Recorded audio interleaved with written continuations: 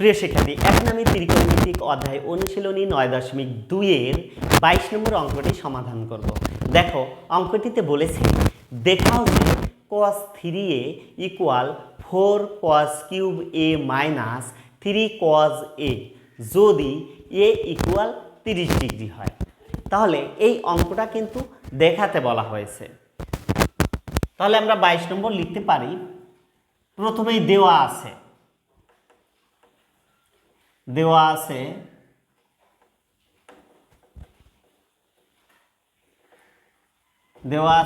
a = 30 degree,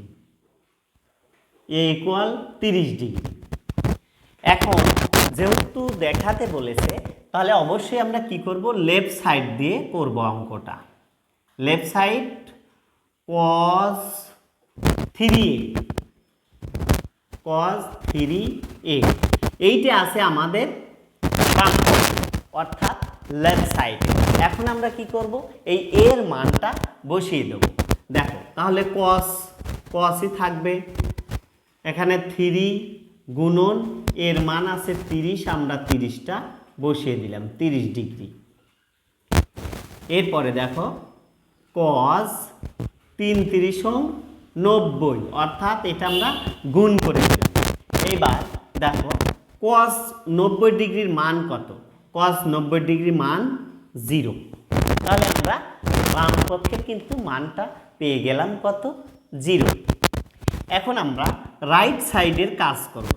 দেখো, right সাইডে আমাদের কি দেওয়া আছে? 4 cos cube a minus 3 cos a। এখন আমরা এই এর মান এখানে আমরা বসিয়ে দেব। দেখো, তাহলে এখানে 4 cosই থাকবে, cos কিউব এর মান আছে কত? 30 ডিগ্রি মাইনাস 3 cos এর মান আছে কত? 30 ডিগ্রি। এখন দেখো, তাহলে এখানে 4ই থাকবে, ইনটু আকারে এখানে লিখতে হবে। তাহলে cos 30 ডিগ্রি এর মান কত? আমরা জানি cos 30 ডিগ্রি এর মান হলো √3/2, আর এখানে কিউব আছে তাই আমরা ব্র্যাকেট দিয়ে কিউবটা দিয়ে দিলাম। তাহলে cos 30 ডিগ্রি এর মান হলো √3/2, আর কিউব আছে উপরে তাই উপরে আমরা কিউবটা দিয়ে দিলাম। এরপরে মাইনাস 3 ইন্টু এখানে cos 30 ডিগ্রির মান কত? √3/2, এখানেও আমরা মানটা বসিয়ে দিলাম। এখন দেখো, তাহলে এখানে আছে 4 ইন্টু এখানে √3 তিনটা গুণ করতে হবে। একটা √3 যদি আমরা গুণ করি অর্থাৎ √3 গুণন √3 গুণন √3, যেহেতু কিউব আছে তাহলে এই দুটো √3 মিলে একটা 3 হয়, আর একটা √3 এভাবে থাকে। তার মানে 3√3 আমরা উপরে লিখে দেব, 3√3, আর নিচে 2 এর উপর কিউব আছে তার মানে 3টা 2 গুণন করতে হবে।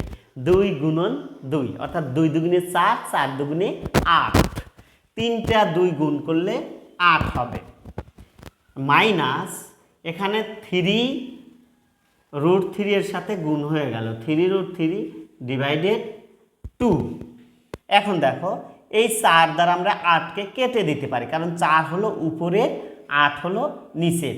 তাহলে 4 দুগুণে 8, 4 হচ্ছে 4, 4 দুগুণে 8। এখন দেখো, আমরা এখানে তাহলে পেলাম কি? 3√3/2 মাইনাস এখানে হলো 3√3/2। এখন দেখো, এখানে আমরা পেলাম 3√3/2 মাইনাস এখানেও পেলাম 3√3/2। তার মানে একই জিনিস, প্লাস মাইনাস কি হয়? কেটে যায়, কেটে গেলে কি হয়? 0 হয়। তাহলে আমরা রাইট সাইডেও 0 পেয়ে গেলাম, আমরা লেফট সাইডেও কিন্তু 0 পেয়েছি। তার মানে আমরা দেখাতে পারলাম যে উভয় পক্ষেই শূন্য আসলো। এখন আমরা লিখে দিতে পারি যে সুতরাং LS ইকুয়াল RS দেখানো হলো বা শোয়েড। ঠিক আছে প্রিয় শিক্ষার্থী, এইটি ছিল 22-এর সমাধান। আশা করি অঙ্কটি বুঝেছ। আবার দেখা হবে পরবর্তী ক্লাসে। সবাই ভালো থেকো, সুস্থ থেকো। আল্লাহ হাফেজ।